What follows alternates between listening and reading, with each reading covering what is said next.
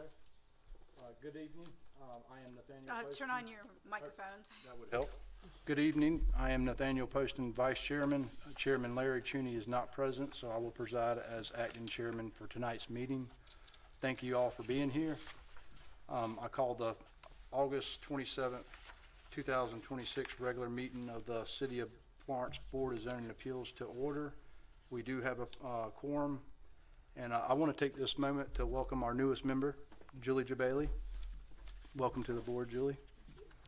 And the first item is approval of the minutes from the meeting held on July 30th, 2026. Does any board member have a correction or change? If there are no further changes, I will entertain a motion to either approve the minutes as presented. I make the motion to approve. Do we have a second? I'll second. The motion passes. The minutes are approved. Next item on this meeting's agenda is the introduction of BZA 2026-15, a request for a variance from the rear setback requirements for a spa at 2647 Trotter Road, tax map number 01221-01-180 in the Neighborhood Conservation-15 zoning district. The owners of record are Brian and Katrina Yost, and the applicant is Kayla Funes, thank you, with Brothers Pool Construction. I recognize city staff for their staff report and recommendations. Good evening. Thank you for being here. This parcel is located in Windsor Forest on Trotter Road, as you can see. It consists of a house with a large swimming pool in the backyard. It's zone NC15, and the requirements for adding a spa or swimming pool are 10 feet from the rear property line, and that is from the property line to the water wall, and not necessarily to the deck of either the pool or the spa. That's the water wall of the spa. So the request, there's an existing swimming pool 12 feet from the rear property line, but this is a 7 by 9 foot spa that they want to put in. And the applicant submitted these conditions, and the conditions don't generally apply to the property. Not everybody has a swimming pool near the property line. Applying the ordinance to that particular property would prohibit or unreasonably restrict using the property. Being required to honor that 10-foot rear setback would prevent the ability of the owner to locate the spa at the end of the pool as is appropriate and desired. They could put it at the other end, but then it would be in the middle of the yard, and they don't want it there. And then authorization of the variance would not be of substantial detriment to adjacent property of the public good, and the character would not be harmed by granting the variance for the following reason. The entire backyard is shielded from view by the neighbors by a brick fence, as well as the house and the pool house, which encircle it, making the spa completely invisible to the street. So the issues to be considered, that a variance from the terms of the ordinance would or would not be contrary to the public interest.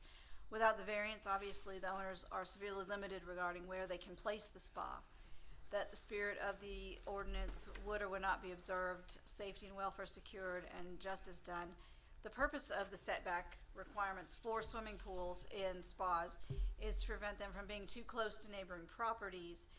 But this rear yard backs up to the backyard of the house behind it, in addition to being shielded by a 6-foot brick fence. That there are or not extraordinary and exceptional conditions. The size and configuration of the house and the lot limits the space available to place anything in the backyard, in addition to the set location of the pre-existing pool. So there are not many options for that. That these conditions don't generally apply to other property. Again, the configuration of the house, pool house, and pool are unique to this particular property.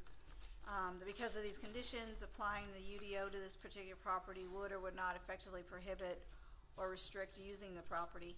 Requiring that 10-foot rear setback would result in the only place for the spa being the end of the pool nearest the house itself, which would be inconvenient and inappropriate for its location, but you would still be able to use it as a house and as a pool, obviously. and that the authorization of a variance would or would not be of substantial detriment to adjacent property or the public good, and the character of the district would or would not be harmed by granting the variance. Allowing the spa, you'll end up being 8.5 feet from that rear property line, would not affect the property behind the lot because of the brick wall, and the fact that it joins the rear of the neighboring backyard. And it will not be visible from either of the side neighbors either because of the location of the pool house and the pool. And its effect on the character of the neighborhood then would be non-existent, because it would be, would not be able to see it from the street. This is the site plan showing the neighboring lot, the one that would be most affected, and then the dimensions. And again, they want it 8.5 feet to the wall of the water. I did receive an email today from the neighbor directly behind, and he just had some concerns about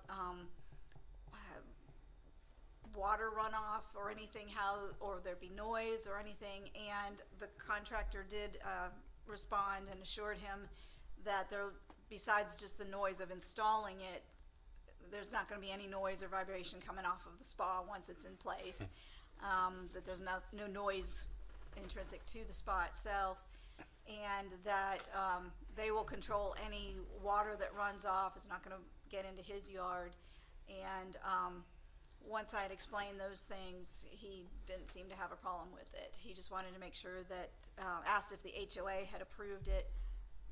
I'm not sure if they need to for something that's this hidden, but the contractor did say that they would wait for the homeowner to get permission from the HOA as well, before that getting the city's permission was their first step. So these are some photos of the site. As you can see, it's entirely enclosed, and where the red arrow is where they want to place the spa, so it would be up against that back fence line. So that concludes staff's report. Thank you very much, Elaine. All right, is there any questions from members of the board for city staff at this time? I have a question. Okay, so for, on them, the setbacks, they're requesting 12 inches, 2 inches. No, Is they're that just, additional? it's, the requirement is 10 feet, 10 and feet. as you can see in the site plan, they're gonna place it 8.5 feet. So they only need an 18-inch variance. Okay. Is it a way where they can have a smaller spa, or that, would that say with the spacing? I mean, that's a question for the applicant. Okay. Would that be favorable? Like, what would the city staff think as far as recommendation? Would that be favorable? You mean if they had a smaller spa? Right. Well, then they would meet the requirements. They'll meet the requirements if it was a smaller spa. Okay. That's what I was asking. Okay. But that would be a pretty small spa. If you That dropped sound like- a right, foot and a yeah. half, it'd be 5.5 feet. Okay, yeah. Ms. Lane, when you mentioned, you mentioned the water line, and it states it in here as well. Is it from the water line to the property line, from the edge of the spa to the property line, or to the brick wall? What exactly? The water line to the property line. And that water line is, it doesn't go to the border of the spa, it's actually the water line. Correct. And that has to be a minimum of 10 10 feet to be in compliance. And you stated the 6-foot wall located behind, that screens out a view of the spa, so from It neighbors. looks like it. I mean, if you look at it, you can't see anything. Plus, there's trees there. Does it say how high the spa is? Well, the spa would be in the ground. Oh, okay, it's in ground. That's my understanding. Okay, all right, Oh, it is a raised spa? it is raised.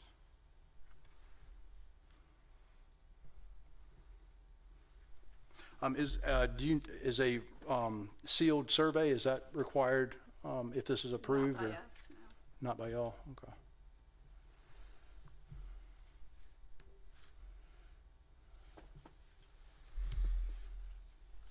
Are there any easements, drainage facilities? I know you mentioned about the runoff, and it's pretty far away from the property, I mean, the back wall, but is there any type of easements or utility lines or any other Not that I'm aware of. obstructions?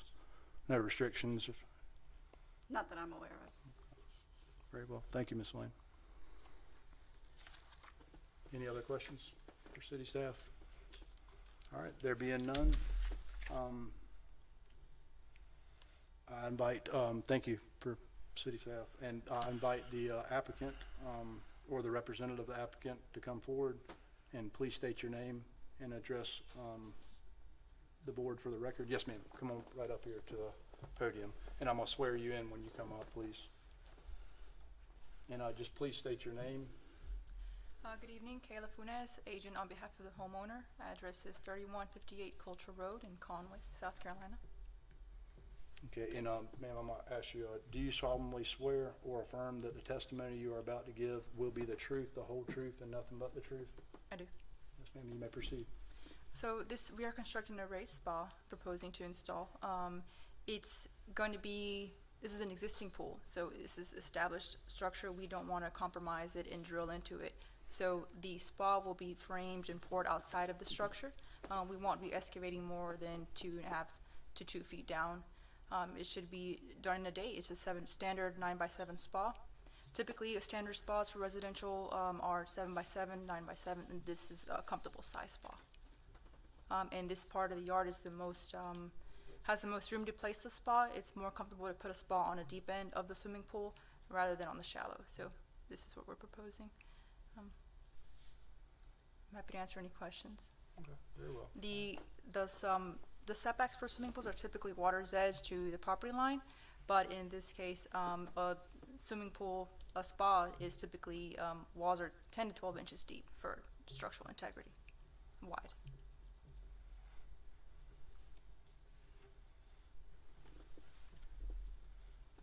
All right, thank you. Yes, is there any questions for the applicant from board members?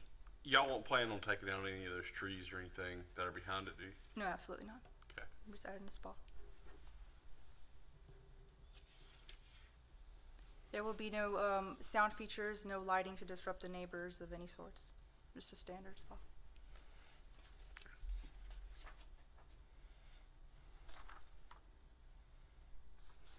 I guess that'd be a question for her about the smaller spot. I think, could that be too small? Questions? Is there any other questions for the applicant? So the way that, I do have one. So the way it sits, it's the pool, then it's it would be the spa, and is there spacing? Because I'm thinking about, I know there's a existing brick wall, but with the construction of the pool, the spa, will that have, because is there a tree line between the brick wall and where the spa will be located? No, ma'am. So we will just be removing the pool coping on that side and the existing travertine she has, and it'll be framed and poured outside of the pool structure. We're not drilling into the actual pool Okay, shell yeah, or I forgot. You yes, did ma'am. say this on top. Okay, it's a rise. Okay.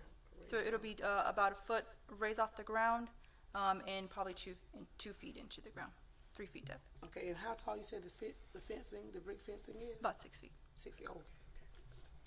And that 6-foot fence, that will remain as a screening. Absolutely, that's been there. It's existing.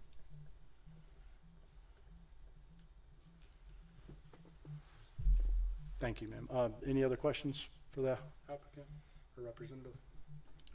All right, there being none, thank you very much, ma'am. Thank You have nothing else to add? Thank you. Yes, ma'am, thank you. I'll now open the public hearing on BZA 2026-15 to the public. If anybody else has anything to add? All right. There being none, the chair will now entertain a motion to either approve or deny the variance request. I'll make a motion to approve the variance request. Thank you, Mr. Williams. So that a variance from the terms of Unified Development Ordinance will not be contrary to the public interest where, owing to special conditions, a literal enforcement of the provisions will not, in an individual case, result in an unnecessary hardship, as without the variance, owners are severely limited regarding where they can place this spa due to the shape of the yard and the pool houses. That the spirit of the Unified Development Ordinance will be observed, public safety and welfare secured, and substantial justice done, as the purpose of the setback requirements for the swimming pools and spas is to prevent them from being too close to the neighboring properties. This rear yard backs up to the backyard of the house behind it. In addition, it is shielded by the brick wall and trees. That there are extraordinary and exceptional conditions pertaining to this particular piece of property, as the size and configuration of the house and lot sizes, or lot limits the space available to place anything in the backyard, in addition to the set location and pre-existing swimming pool. That these conditions do not generally apply to other property in the vicinity, as the configuration of the house and pool house and location of the existing swimming pool are both unique to this property. That because of these conditions, the application of the Unified Development Ordinance to this particular property would effectively prohibit or unreasonably restrict the utilization of property as follows. Requiring the 10-foot rear setback would result in the only place for the spa being the end of the pool nearest the house itself, which would be inconvenient and inappropriate for the location in this backyard. That the authorization of a variance will not be a substantial detriment to the or to adjacent property or to the public good, and the character of the district will not be harmed by granting of the variance, as allowing the placement of the spa 8.5 feet from the rear property line will not affect the property behind the lot because of the brick wall and the fact that it joins the rear of the neighboring backyard. Because of the configuration of the house and pool house, it will not be visible from either of the side neighbors, as with the trees. Its effect on the character of the neighborhood is non-existent. Thank you, Mr. Edwards. Do we have a second? Second. All those in favor signify by saying aye. Aye. All those opposed? The ayes have it. The motion passes. BZA-2026-15 is approved. Thank y'all very much for your attendance. Do we have, or let me make sure we don't have any updates from city staff. We don't have anything else, and I did want to officially recognize that Mr. Bailey was recused because she does know the applicant. So, but I have a signed Okay. recusal from her. So she recused herself, but we That's still correct. made quorum. Very well. Okay. I will now entertain a motion to adjourn. I made a motion to adjourn. Do we have a second? The motion passes. This meeting is adjourned. Thank you all for tonight's meeting, and I hope you all have a good evening. That's all nice. Yeah.